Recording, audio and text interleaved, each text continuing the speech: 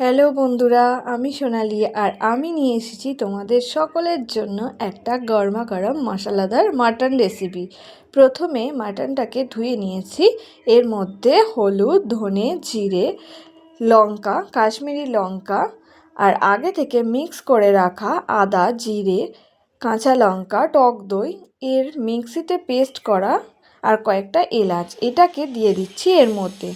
তারপরে দিয়ে দিচ্ছি রসুন বাটা। ভালোভাবে মিশিয়ে নিয়েছি। এটা ঘন্টা খানেকের জন্য রেখে দেব।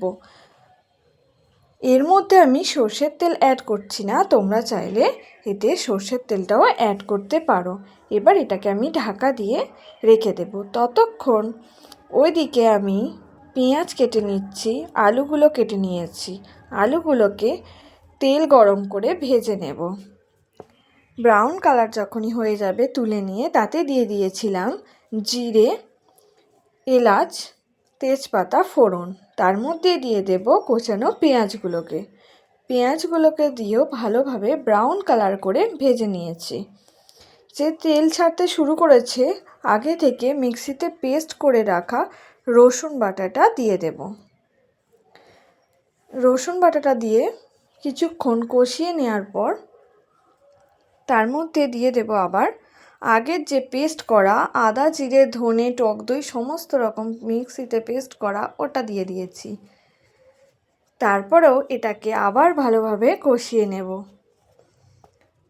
তারপরে দিয়ে দিচ্ছি টমেটো কুচিগুলো দিয়েও কষিয়ে নিতে হবে।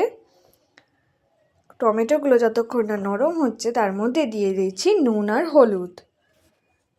হলুদ দিয়ে ভালোভাবে মিশিয়ে নিয়েছি। তাতে টমেটোটা খুব সহজেই তাড়াতাড়ি গলে যাবে। তার মধ্যে দিয়ে দিচ্ছি লাল লাল রঙের কয়েকটা কাঁচা লঙ্কা আর একটু লঙ্কার গুঁড়ো। আর এইটা যতক্ষণ না নরম হচ্ছে এটাকে কষাতে পারো। এর মধ্যে যদি প্রয়োজন হয় অল্প একটু জলও ইউজ করে করে কষাতে পারো, যাতে তলায় লেগে না যায়। তারপরে দিয়ে দিচ্ছি আবার কাশ্মীরি লঙ্কা আর অল্প একটু চিনিটা ব্যালেন্স করার জন্য দিয়েছি। এটা দিয়ে বেশ কিছুক্ষণ ধরে কষিয়ে নিয়েছি।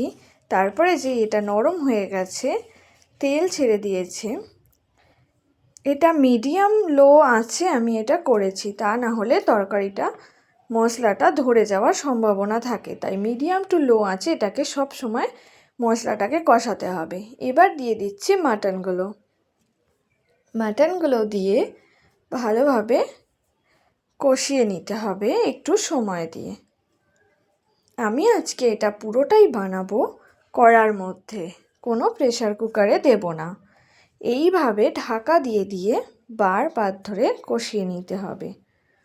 তোমরা চাইলে এতে গরম জল অ্যাড করে করে কষাতে পারো, অল্প অল্প করে গরম জল দিয়ে দিয়ে বারবার ঢাকা দিয়ে দিয়ে কষিয়ে নিতে হবে। তাতে এমনিতেই সিদ্ধ হয়ে যাবে, কোনো প্রেসার কুকার লাগবে না।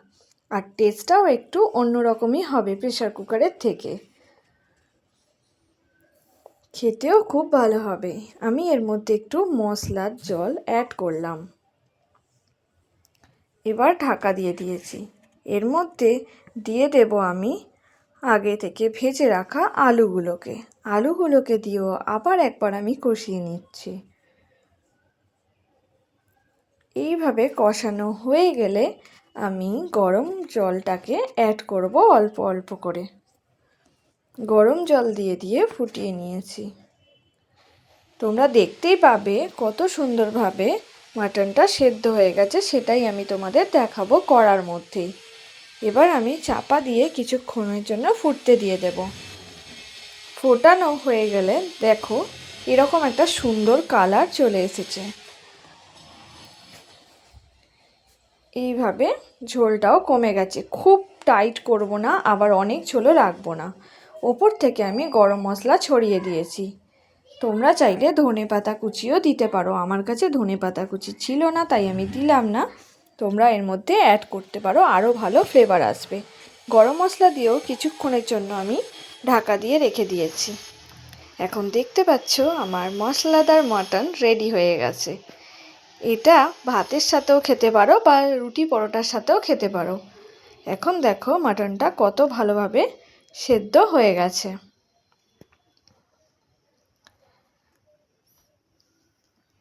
খুব সুন্দর একটা কালার এসেছে। প্রেসার কুকার ছাড়াই রেডি মাটন কারি। আমার ভিডিওটা যদি তোমাদের ভালো লেগে থাকে তাহলে একটা লাইক কমেন্ট করে দিও, পাশে থেকো। দেখো এই রকম আমি ঝোলটা রেখেছি, খুব পাতলাও নয় খুব মোটাও নয়। এটা কিছুক্ষণ থাকার পরে বসে যায়, সেই জন্য খুব টাইট করলাম না, একটু গ্রেভি রেখেছি যাতে একেবারে বসে না যায়। চলে এসো বন্ধুরা, যারা যারা মাটন খেতে ভালোবাসো। আমার পরিবারে তোমাদের সকলের ইনভাইট রইল। ভালো থেকো সবাই, বাই বাই।